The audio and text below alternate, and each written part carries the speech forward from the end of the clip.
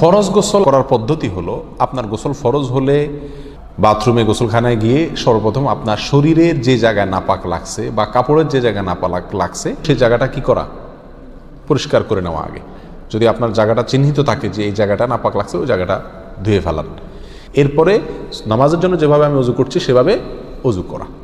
এরপরে অজু করা, হাতের কবজি ধোয়া, এরপরে কুলি করা, নাকে পানি দেওয়া, মুখ ধোয়া, হাতের কোণে পর্যন্ত ধোয়া, মাথা মাসা করা, এরকম অজু করা।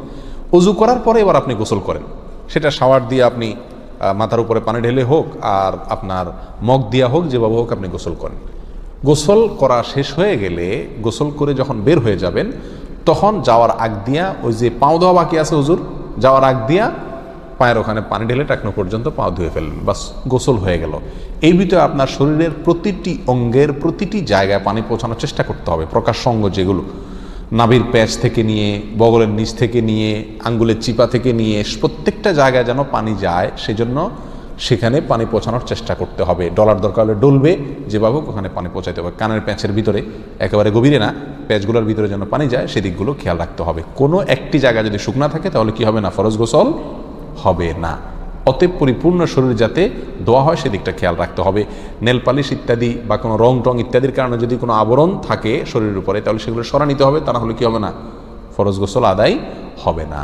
কথা, প্রথমে শরীর এবং কাপড় থেকে নাপাকগুলো ধুয়ে নেব, এরপরে অজু করব পূর্ণাঙ্গভাবে, পাও ধোয়া বাদে, এরপরে গোসল করব। আর বের হওয়ার সময় দোনো পাও টাকনো পর্যন্ত ধুয়ে তারপর বের হয়ে যাব। এই গোসলের সাথে আমার অজু হয়ে গেল। এই গোসলের পরে আর কি করার দরকার নাই, অজু করার দরকার নাই। অনেকে গোসল পরে অজু করেন, এটা কোনো প্রয়োজন নাই।